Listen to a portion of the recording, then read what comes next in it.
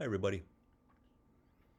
We are going to look at appropriation art and Dada, and I'm going to introduce you to kind of the original forms of Dada art as a form of anti-art. And we're also going to look at some contemporary versions of appropriation, in particular, in a music form that some of you may be well aware of and some of you may not know, called vaporwave. And then I want to show you the film version of this that was a very short-lived phenomenon from a group called Racer Trash. And we'll see how vaporwave music finds a psychedelic form in the re-editing of films done by film editors who weren't working during the pandemic and came together as a group with no leader where 60 people would re-edit films and re-edit them in a way that you would have no idea what the original story was unless you'd already seen it, using vaporwave music as a way to present the show. And I think some of you may really think it's cool. I hope a lot of you are kind of like wow by it. I was a person, probably one of about 600 people in the whole planet that was watching their live broadcasts as they existed as a group over about maybe a year and a half or so. And then I believe they splintered off for various reasons. I also then want to get into memes and Gen Z and kind of explain how that relates to appropriation art. And we'll kind of have a brief look at what I'm guessing is most of your generations in this class. I would guess most of you are Gen Zs. You're probably 18, 20, 21, somewhere around there. And there is a type of humor and a type of meme that seems to be popular in large swaths of your generation. And then I will do a second lecture later talking about children's television. So let's get into appropriation art. And once again, I'm very excited to share with you Vaporwave. So in terms of appropriation art is when you take something that already exists and simply repackage it. So the idea of making original art is no longer really that important to the world of art.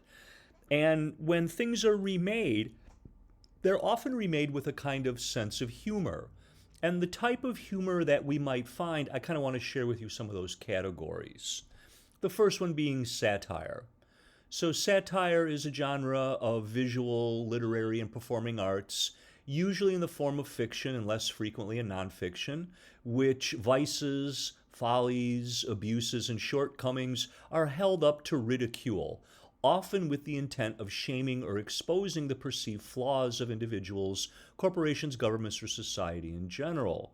Satire is generally meant to be humorous, but its greater purpose is constructive social criticism, using wit as its weapon. So we're looking at an image from a satirist in 1751 named William Hogarth. He's a painter, a printmaker, and a satirist. And he did two of these posters. We're looking at one of them called Gin Lane.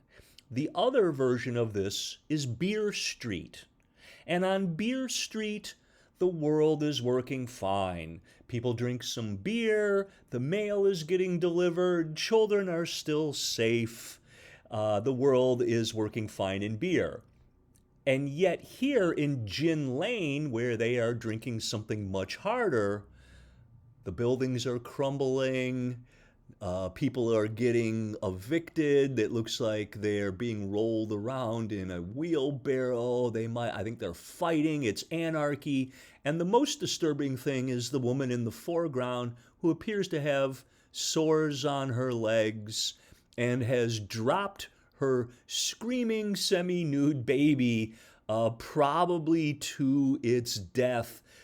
If the bricks in the wall are any indication of the cement probably on the floor. So this would be a good example of kind of satire that is often studied in art classes or when we're studying satire in general.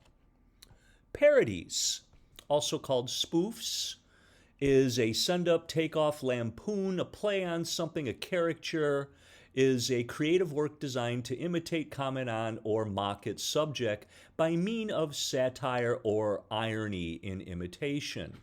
It's often taking an original work or some aspect of it, like a theme, content, author, style, but a parody can also be about a real live person, like a politician, an event, or a movement like the French Revolution that was parodied also by the same director that we see here, Mel Brooks, in the History of the World Part 1.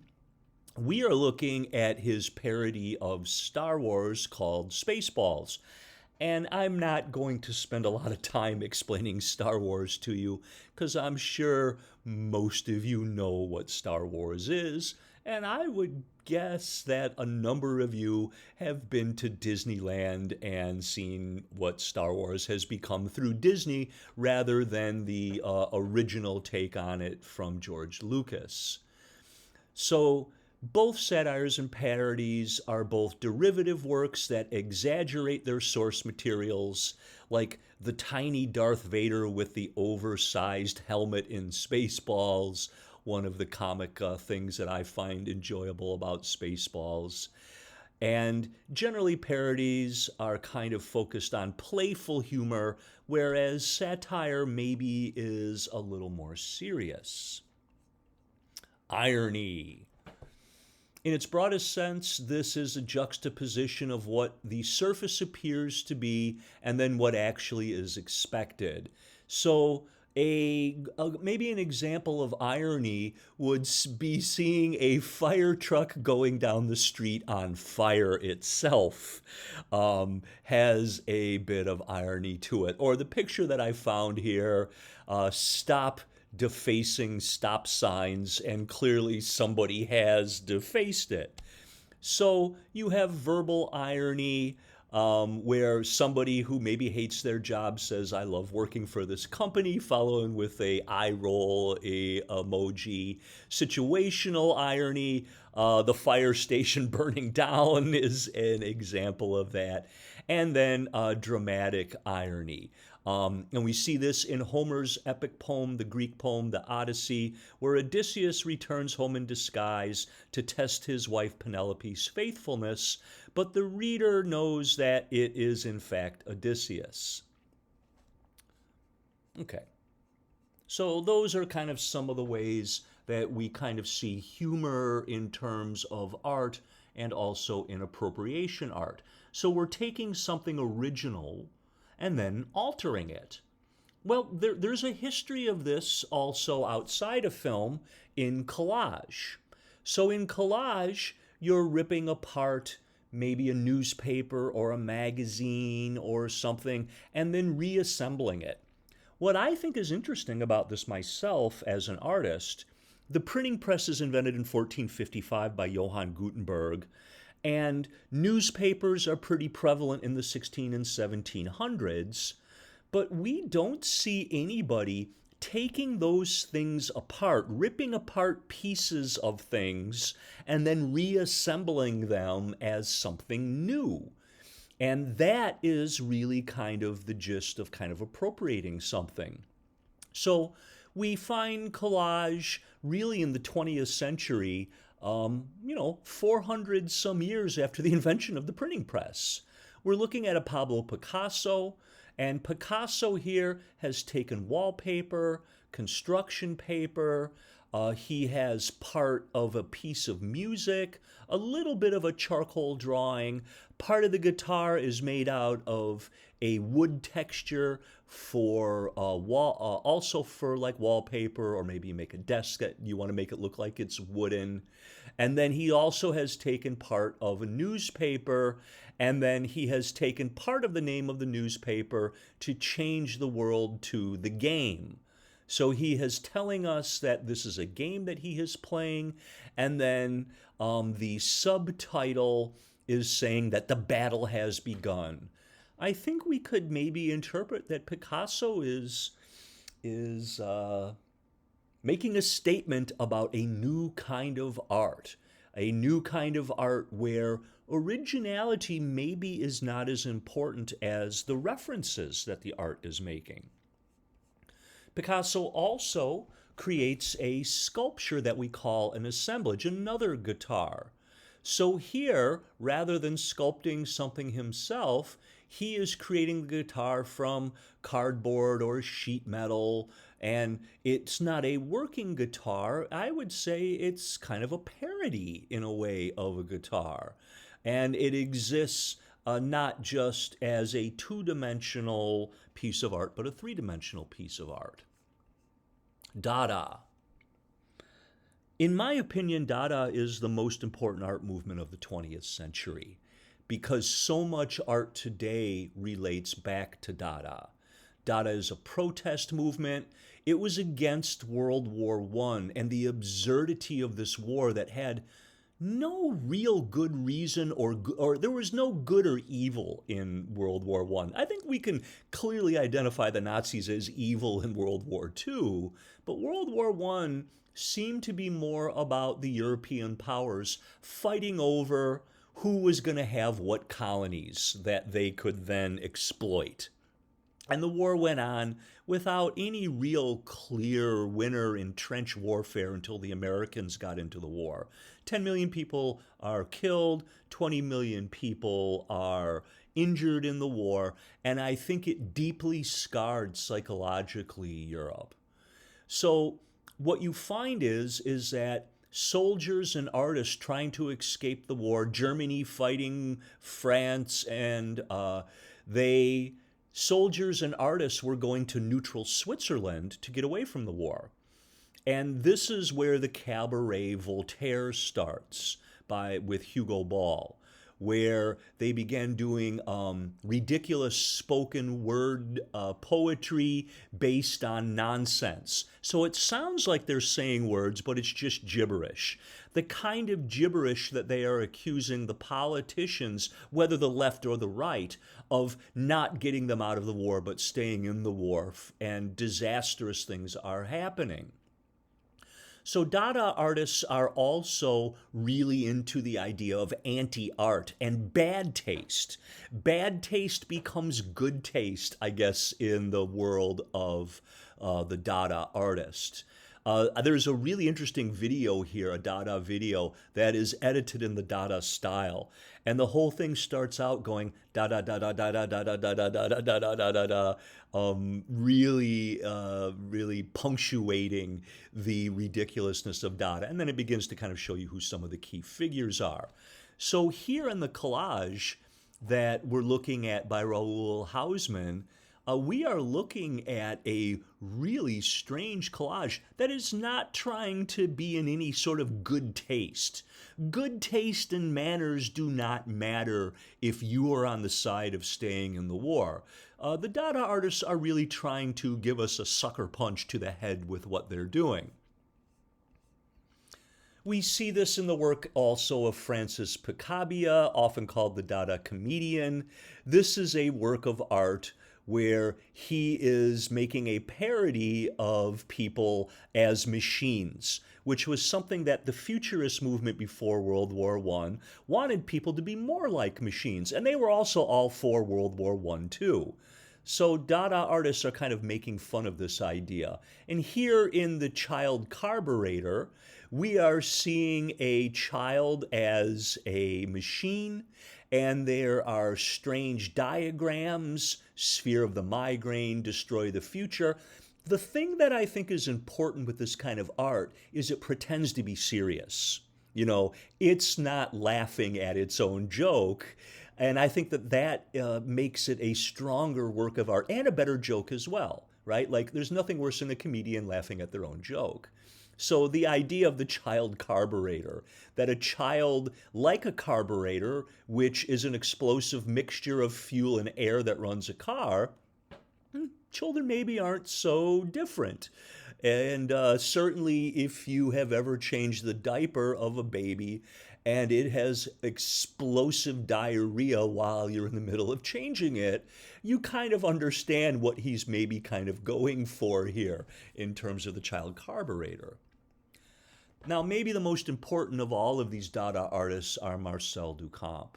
Duchamp was a French artist. He was a Cubist painter, comes to New York City during the war, and he rocks the foundation of art by, in a show in 1917, rather than making a sculpture or a painting, he simply brings a used urinal into the show, turns it on its side. This is the top of the urinal, this is the bottom of the urinal, which makes it useless now. You can't use it, you can't flush it. And then he puts it on a pedestal and signs the name R. Mutt into it. And a whole new idea now forms in art that you don't have to make anything to make art. Why is this art? It's in an art gallery, it's on a pedestal, and an artist says it's art. And those are the new rules in art. Another one of my favorite Duchamps from 2 years later is LHOOQ, where he takes a cheap postcard reproduction of the Mona Lisa and puts a goatee and a mustache on her. Taking high art and making it low art and making fun of it.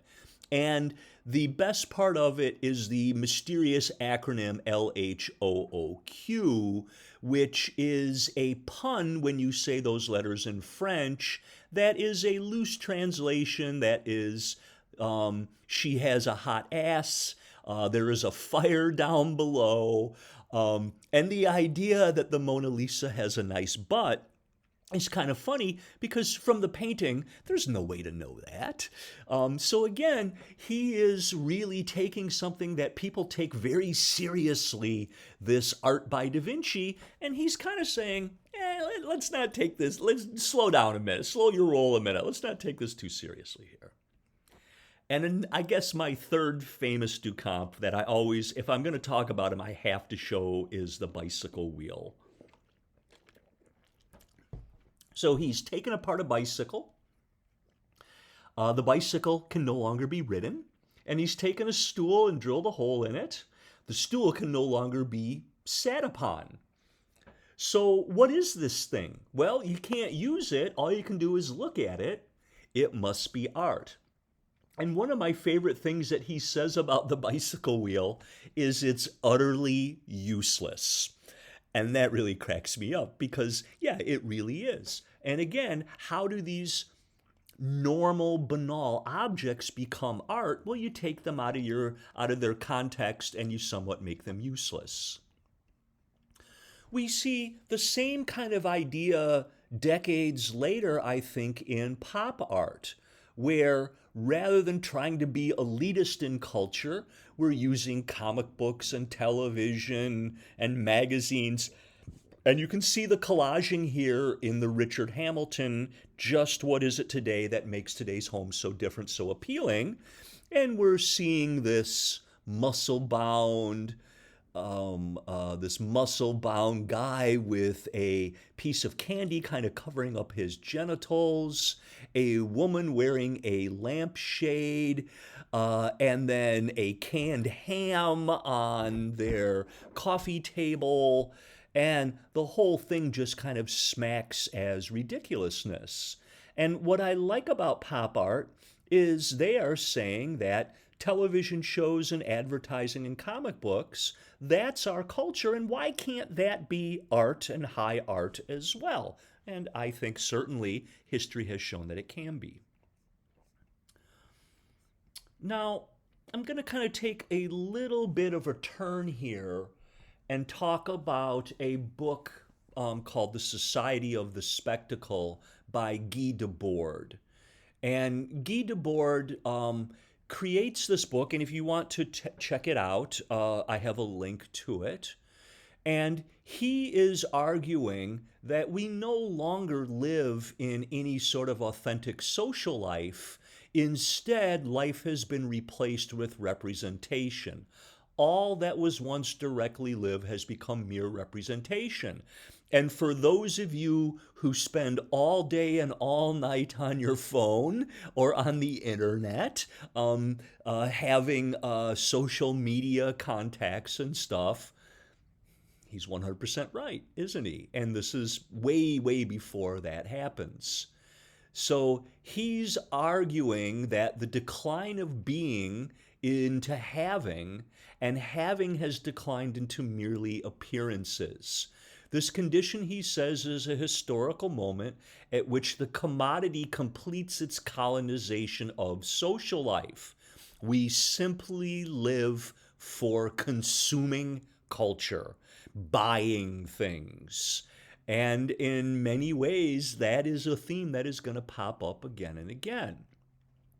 So I wanted to kind of introduce this because as we start looking at memes soon, there are some ideas in the society of the spectacle. One of them is recuperation, which we see in media and in memes as well. And another one is detournement. So with recuperation, he says that things in politics that may be revolutionary or radical. Here we're looking at the Black Panthers. The Black Panthers are a group that of black people in Europe and in America who decided that, you know what?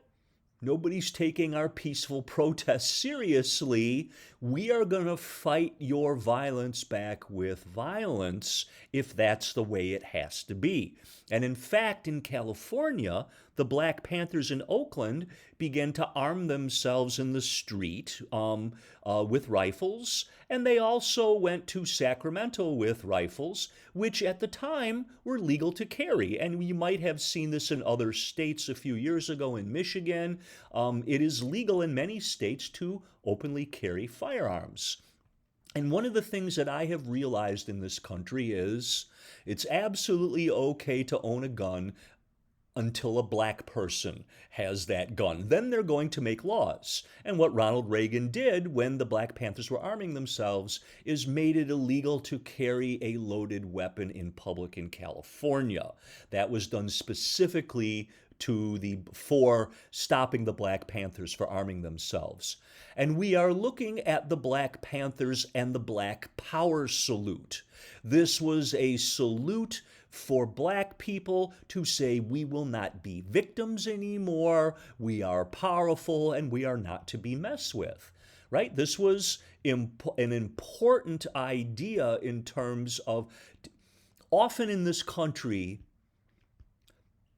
people aren't taken seriously until there's a threat of violence, right? Like peaceful protests, often people will discount them until there's something really on the line. And so this Black Power salute would generally frighten white America to death. In recuperation, those radical politics have been turned into commercialism.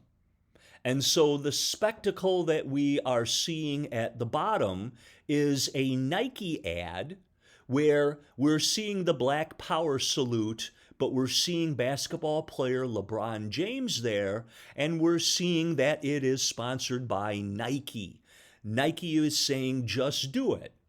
Are they really supporting the black cause, or are they just using the black cause to sell more shoes? I will leave that up to you if you think that it's one or the other, or probably a little bit of both, right? So this is called recuperation, this movement from radical politics being consumed by advertising culture. In detournement.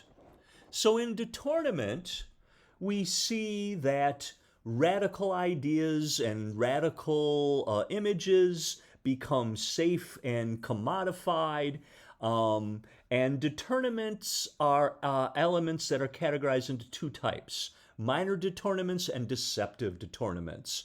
Minor detournements, the elements themselves are no major importance, like a snapshot or this little girl on the web. And then that detornament then has been turned into a meme where this little girl has a lightsaber and you can see the Star Wars guys in the edge. So this image had no real cultural importance until it becomes altered. And of course, the original meaning now has been totally changed by it. Deceptive detornaments are when already significant elements like major political or philosophic texts or great artworks, or here John Travolta from the movie Pulp Fiction, a movie that people know, an actor that people know, and then he was turned into a meme where we see a gif of him who was looking confused in the scene where he meets Mia in the home that she lives in with his boss, and he's supposed to take her out, and there's music playing. He's high on heroin, and he's confused in the whole scene. And so that GIF is taken out of context, and we see all of these confused Travoltas, which is the name of the meme, looking confused in all of these different circumstances. And then later, during the election of 2016, I found another meme that said, "Let's make confused Travolta great again." Again, taking the MAGA of Trump's election, the "Make America Great Again" slogan that is turned into that acronym. And here we're seeing it also combining the confused Travolta meme as well. So these are two ways in which culture can be altered or appropriated and turned into something else. Appropriation art as an actual term is something that we probably find in the 1980s. So again, Dada is so important to the things that follow. So here I am showing you a photograph by a Japanese artist named Yasumasa Morimura. He has taken a painting from the 1800s by Eduardo Manet called Olympia. So this was a scandalous painting when it came out, where we are looking at a nude street-walking prostitute who is now in the fine art painting. You're not supposed to make great important art out of prostitutes. That's low culture. And that's exactly what Manet is doing. And we're seeing her with the flower in her hair and the choker and the high heels. I think what's most interesting is how she is viewing us. She is not a prostitute saying, "Hey boys, here it is." She is looking at us like, "What do you want?"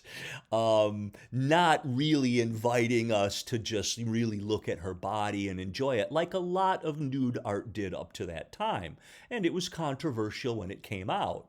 So Morimura has taken a painting and turned it into a photograph, taken a European body and turned it into a Japanese body, and changed the gender of the woman into him, wearing a wig and looking at us with the same look. He is also playing the woman giving the flowers to the prostitute as well. All of these are photographs that he has put together. He has appropriated the whole thing, including the black cat. In postmodernism, which is contemporary art, we find also much of appropriation making up a lot of postmodern art. So postmodern art often has elements of playfulness, it's eccentric, multiple viewpoints, meanings and references, inspired by pop art and industrial materials, language as art, and inviting narratives from the oppressed and institutional critique. So here is the original shining moment from the Dadas, the urinal of Duchamp, and Sherry Levine simply makes a copy of it out of bronze, kind of bronzing this important moment, and she is not hiding the fact at all that she has simply taken the original, and here it is again. And it stands alone as a work of art. If you see it in a gallery, you might not understand why there's a bronze journal there. You might appreciate the craftsmanship in the bronze, possibly. But the most enjoyable thing to a seasoned art goer is the relationship between the original that had been lost in time to this, again, exact appropriation. I think appropriation art really begins in 1975 with the photographer Richard Prince. Richard Prince says, I didn't know how to do anything. I don't know how to paint. I don't know how to I don't know how to do anything. And what he had done in 75 is he bought a magazine with an ad for Marlboro cigarettes. He took a Polaroid camera, a point and click, no photographic skill at all, and he photographed just the cowboy and then blew it up, put it in a frame, and sold it as his own art.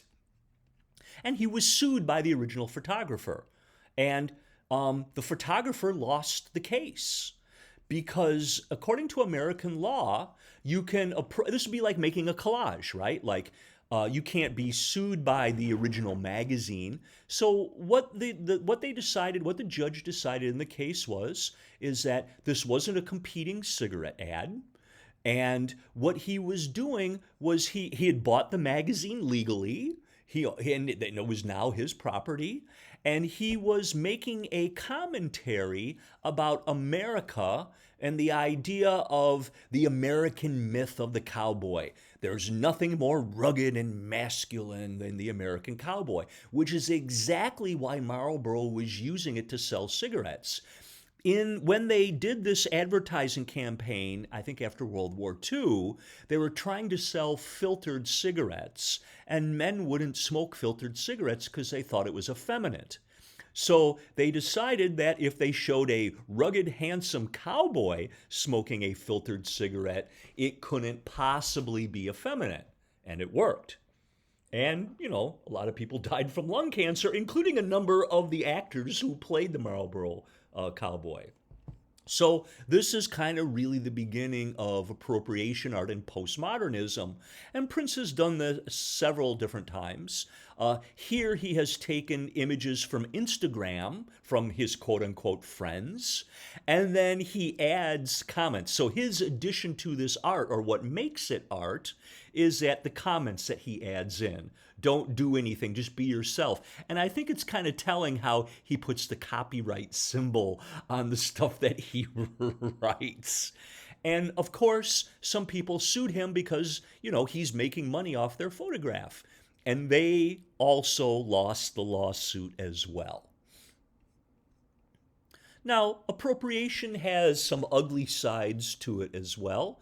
I think often cultural appropriation is a very sticky wicket, like appropriating Native American culture with sports team mascots that I think completely are offensive to Native Americans who basically have been nearly wiped out by this society that is using their image. And when you look at the image from the Atlanta Braves of Chief Wahoo, which is not a distinguished title, the Indian looks a little bit crazy. And again, I think that it's cringeworthy, I think probably is the right term for this. So there's a really interesting gray area in appropriation. What are you allowed to appropriate, and what should you probably stay away from? Appropriated image and music, vaporwave. So vaporwave is a form of electronic music that began to emerge as memes in the early 2010s. It's partly defined by taking a song and slowing it down a few 100%, chopping up samples, repeating those samples, and it's also a form of electronic music and also an art style. So there covers the original vaporwave. You're going to watch a documentary on vaporwave, and you'll see that it was generally kind of an anonymous art form that was put on Japanese websites where we weren't really sure who the authors were, and they were taking smooth jazz and the kind of music you might hear in malls, and again, slowing it down. And there was something totally hypnotic about it. It's very easy to hate and also very easy to get sucked up into vaporwave. And then the look of the vaporwave, the cover art, is using appropriated images, very often using images from Greek and Roman statues. Here we are, the Greek and Romans again, and then images from video games. And this became kind of the look of vaporwave. Vaporwave still exists today. It has been included in pop music and sampling, and also was included in racer trash. Racer trash starts in 2020, and it starts with this. They took the movie Speed Racer and cut it up and put a lot of effects on it, and then added their own soundtracks. If you've never seen the original movie, there's no way you're going to know what this movie is about. It's just a bunch of weird moments, and vaporwave is the soundtrack. And they call this speed vapor. Here's a little bit of it.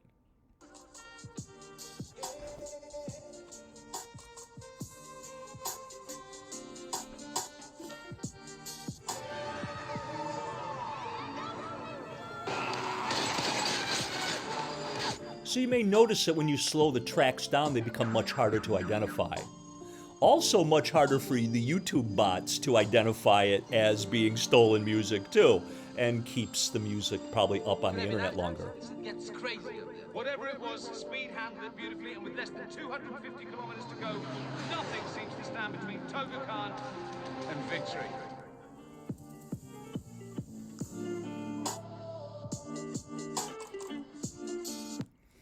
So I don't want to play too much of that, lest wouldn't that be ironic if the bots on YouTube caught this, and then it was those few moments were complete silence that you just had to sit through.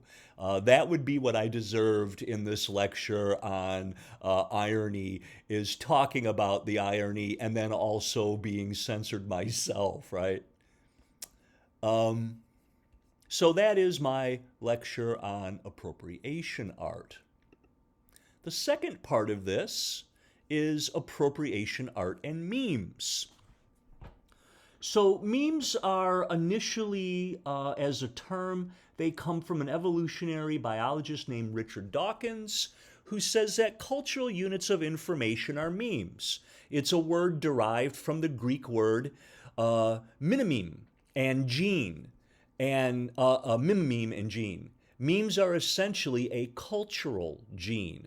And the internet meme is an idea, behavior, style, or image that is spread via the internet, often through social media platforms, and mostly applied to images, concepts, and catchphrases that get passed around, mostly, I think, to annoy our friends. Early stuff, we find parodies and remixes and mashups. Hitler's Downfall, which I have a link to, where they take a movie with Hitler, and rather than Hitler talking about losing the war in Russia, he is talking about how beans make him fart and other things.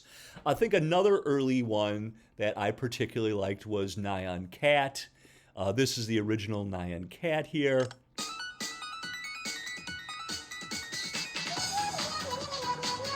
The meow meow meow meow meow meow meow meow meow part of it,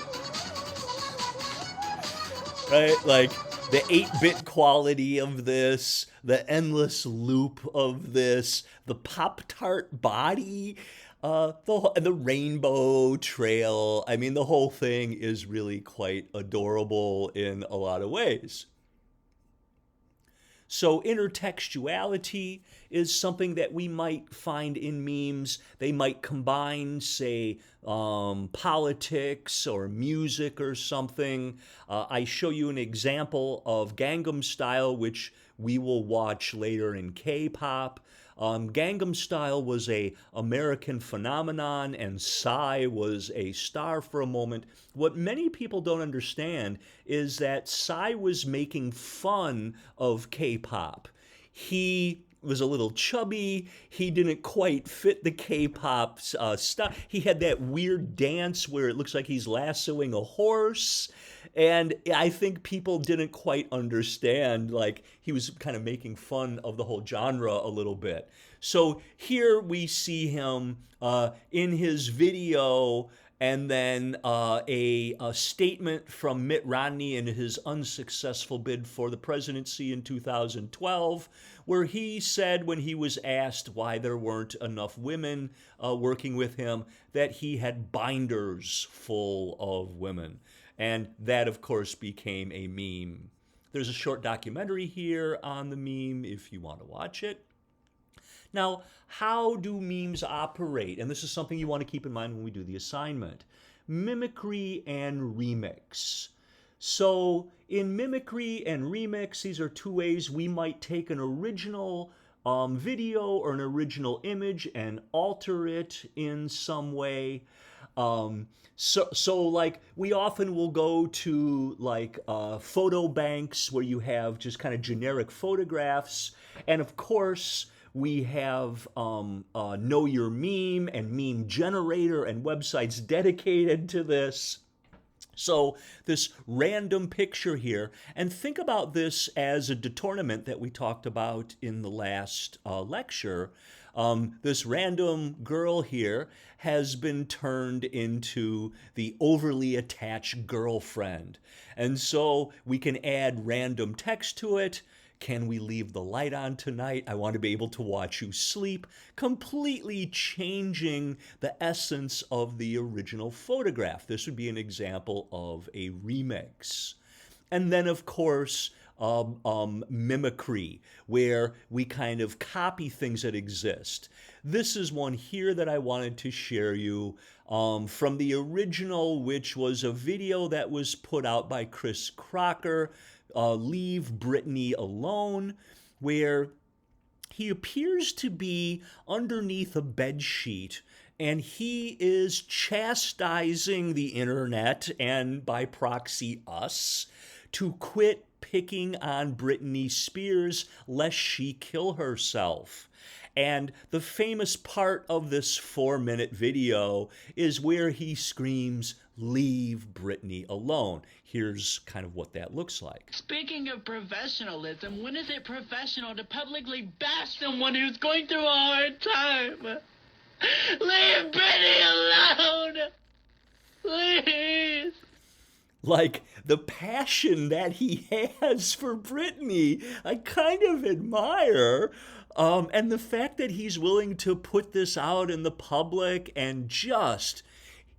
He appears to be angry at a number of different things, and he just wants to kind of really let us have it. And so an actor named Seth Green, he mimics Chris Crocker, and so we see him in kind of the same eye makeup, and then also appearing to be kind of under the bed sheet, and I'll just show you kind of how this starts. Chris Crocker alone! Give me one more time here. Leave Chris Crocker alone! You leave him alone! He is just a human!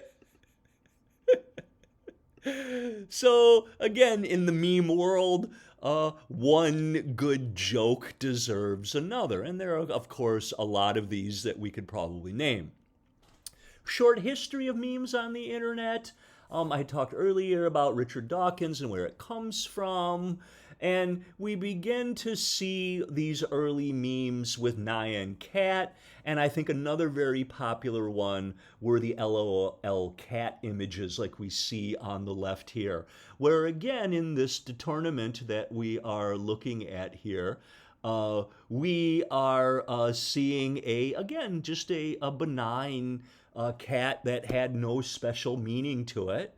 But somebody has decided that this cat is serious and can speak English, but because it's a cat, doesn't really know proper spelling and grammar all the time. IR, serious cat, please step into my office now. And of course, if you want to continue this thread, you can go on Meme Generator and generate your own words that you would like to put in here for this cat and many other images. Other memes began showing up too on places like 4chan and 8chan, often called the cradle of memes, trolling, and alter culture. One that I remember was the Rickrolled phenomenon that came from Rick Astley's 1987 song, Never Gonna Give You Up. So again, this was another way that you would just kind of annoy your friends, where you would send them an email, and then on that email, when they opened it, you would have this.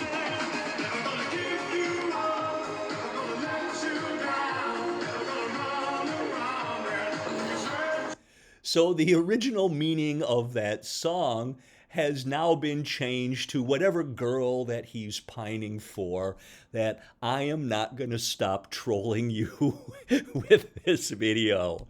And again, there, is this childish? Of course it is. But I think there are elements of Dada that are childish. The urinal that's childish. Saying the Mona Lisa has a nice butt is childish, right? Like there's a lot of qualities of this that we seem to love on the internet. I'm not playing this one, but this is another one that I remember passing around to friends, the hamster dance. And again, you might send them an email like high importance or something, and then when they click on it, you get this video of this silly little hamster dancing around with a high squeaky voice. Other kinds of early memes. We have the demotivator, LOL cats, advice animal, and in the website Know Your Meme, I link you to several of these if you're not familiar with them. I show us an image from Demotivator, where they're taking the idea of the motivational poster and trying to make you unmotivated. Here we're looking at the angry cookie. It will kill your whole goddamn family. And then, of course, I'm sure you've all seen the comic types of memes and the rage comics and stuff. And of course, the This Is Fine. That has been replayed and has been turned into a modern meme and stuff like that as well. In modern memes, we get things like dank memes. And so in the dank meme format, we are really kind of, the internet has been around long enough that we are now referring to the internet in our memes. So these are internet in jokes here. And so one of the examples of dank memes is Who Killed Cannibal, where there's a couple of frames taken from a 2013 episode of the Eric Andre show, and then again adding type into it, where Andre is blaming somebody else for his shooting here that happens. And here we see happily sleeping me, my mom, yelling at me about God knows what to wake me up, and then my mom saying, "Why are you in such a bad mood?" Again, very kind of funny stuff, right? Other modern memes include irony and absurdism, which we've studied irony a little bit in the last lecture. And one example of this is they did surgery on a grape. So the Da Vinci surgical system was performing test surgery on a grape, showing that it could cut skin so thin that it could take the skin off a grape. And then what people are doing then is adding, they did surgery on a grape with emojis, and you're adding as many of the same comments over and over and over. Again, just trolling and annoying us. Another kind of modern meme are dank memes. And in dank memes and surrealist memes, in deep fried memes. These are deep fried memes. This is an example of deep fried memes here, where the original image has been distorted, run through filters, and become kind of strange. So here we're looking at where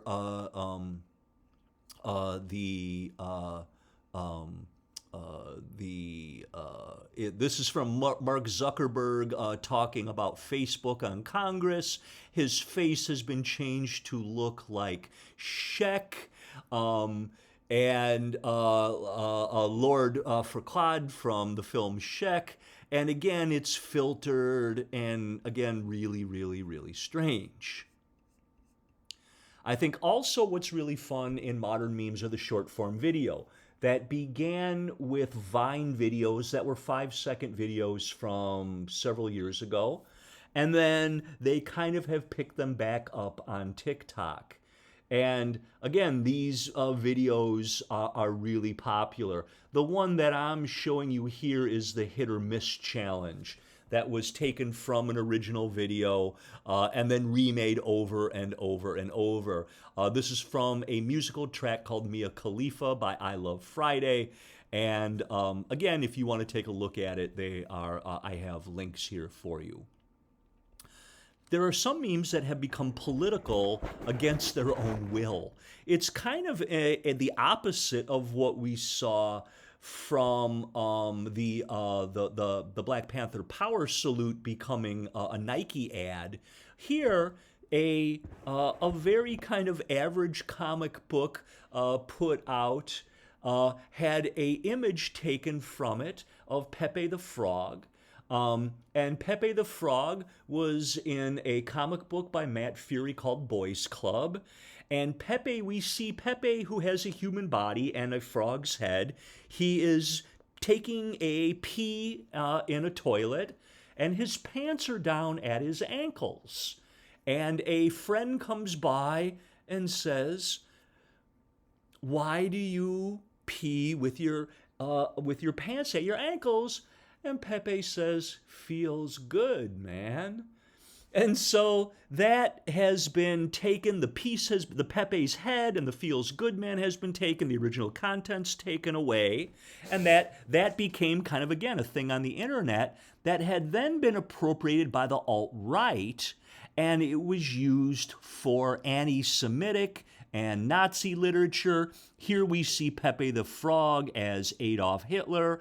Notice you don't need to say "feels good, man." That is already known in the same way that a modern meme is using inside humor that already exists on the internet. So sometimes you lose kind of control of your own artwork in this kind of appropriation world that we live in. Last little bit on Generation Z memes. I'm a little bit of a fraud talking about this because I'm not in your generation. I'm a Generation X. And however, as a Generation Xer, I kind of have a bit of the skepticism of the world, and we're a little bit similar in those regards. So Generation Z is the first generation to have internet access since the start of you have not lived without the internet. And so you've grown up with memes and the humor with them, and you have your own in-jokes as well. I think there's a lot of Dadaism in Generation Z memes. There's a lot of humor, there's a lot of absurdity, a lot of ridiculousness, and in many ways, the more stupid and ridiculous it is, the funnier it is. So again, here we're seeing an appropriation where this comic page, we're seeing Gen Z sweating, and then two buttons. One button to use the internet to fix world issues, and the other one to laugh at potentially life and world-threatening issues. And Gen Z is not quite sure where they want to go. I think I know where you're going to go, but it remains to be seen according to that particular meme. So Gen Z humor, and again, I think as you're sharing memes, you can kind of also give me perspective in who you are, rather than me trying to tell you who you are, which is, of course, ridiculous, right?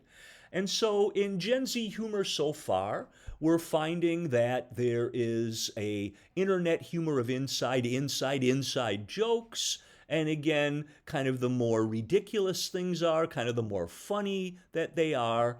And again, there's also some people out there like myself arguing that there's a parallel between the Dada world of absurdity and humor and what is going on with Generation Z and memes as well. So Gen Z memes are kind of are there to kind of make fun of how serious you're supposed to take the world.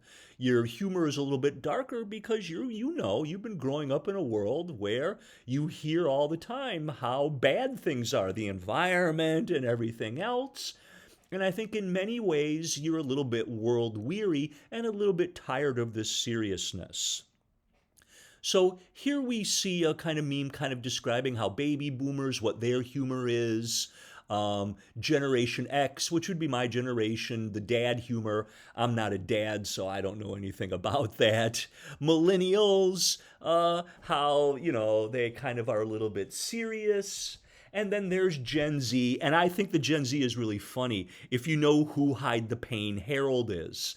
Hide the Pain Harold, which I have a link to here, is a guy who is kind of on Getty Images as this kind of clip art showing us this guy in a business setting who the look on his face is it appears like he is completely depressed and trying to hold it together.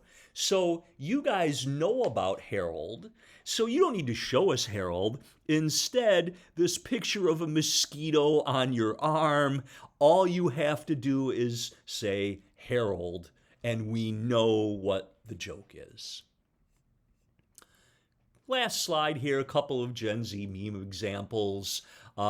These were from a few months ago. I'm sure other ones have popped up as well. We have, I think one of my favorite, I think the food is mid is interesting, where you see a before shot of the food and then an after shot where everything is demolished. I also really like the wise mystical tree memes as well, where we are looking at this image of this wise mystical tree, and then we see here her. I'm coming right over. You better not be a wise mystical tree when I get there. My stupid ass. Can't help it. I'm the wise mystical tree. So that's my presentation for you on meme and meme culture. And again, I hope you find it as fun as I've found putting all this together. And now for your assignment, number one thing I'd like you to do is to look at least the first part of a documentary on vaporwave. For those of you that don't know what it is, you might really enjoy it. For those of you that do know what it is, you also might enjoy kind of knowing what the history of vaporwave is, maybe more so than you already do. And then I would like you in the assignment to tell me why vaporwave music is an example of appropriation in music. And then why are memes relatable to appropriation art? So you got to tell me what appropriation art is, right? You got to give me the denotation before the connotation. So you got to tell me what appropriation art is in these answers and what appropriation is, and then explain why vaporwave is appropriation or why memes are forms of appropriation art. I think memes are appropriation art. They continue the idea of anti-art in what Dada does, that trying to make bad art or anti-art is also art in itself. And I also think that what memes allow is that all of us, all of you are artists and comedians and writers, and all of us are producing the culture. I think that's one of the cool things about memes. I want you to share a link to a meme or an image of a meme, and explain what kind of meme it is, why you chose it, explain all the parts of the meme. Make sure you do your research. It's very easy to go to websites like Know Your Meme and kind of find the history of these memes. Make sure you do your due diligence. Remember, this is an academic class, and this is not hard research here, right? And then I, of course, want you to comment. And when you're commenting, I don't want to hear comments just like I like it or whatever. Help with the analysis. Try to add something that's not already there. I get very tired of just seeing the comments just like, right to go, right to go, right on, it's cool. Kind of try to add something to it rather than just simply patting somebody on the back, right? That's not helping their idea any. That's not adding anything to the conversation. So kind of remember that as you're working on your comments. And then I will talk to you in the near future. Take care, everybody. I hope you have fun with this.